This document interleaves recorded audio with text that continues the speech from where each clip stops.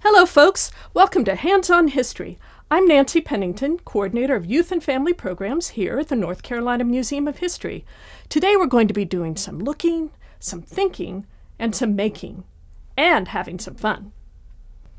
First, look closely at this object and take a moment to think about what you see. What do you notice right away? What do you think this is made of? Who do you think would have used this? What would you use it for?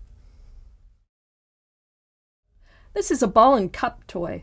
It was made from wood around 1900 to 1910. Did you notice how the string is attached to the ball with a nail or a tack? And there's not an awful lot of decoration. Just red paint or dye on the ball and a stripe around the rim of the cup. Here's a little mystery.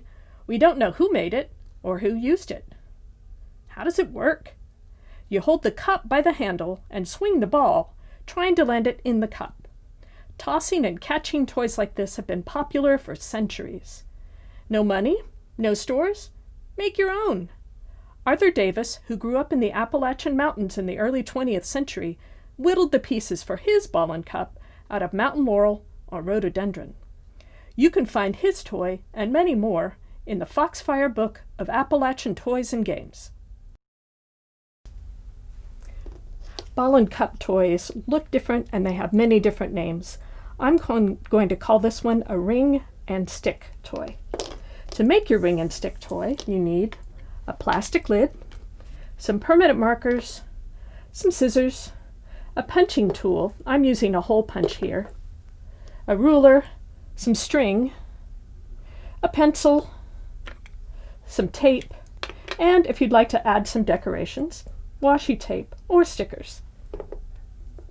First, you take your lid and you decorate it. So you might draw some stripes.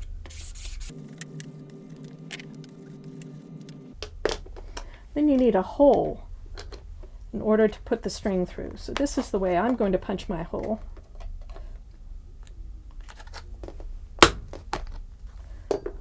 Now, if you don't have a hole punch, you can always put your string through the hole as well, or through the large hole here. Now, to know where I make that hole for my ring, I draw a circle.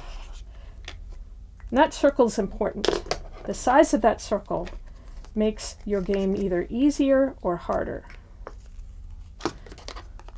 So, if you cut a smaller hole, the game will be harder. If you cut a larger hole, the game will be easier. There's my hole. And I've got my hole punched already. So now I need my string. And I use about 25 inches or 20 inches of string. Cut that off. One end goes through the ring.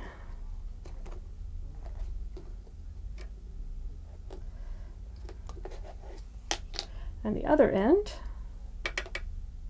you can either tie or you can tape to your stick or pencil.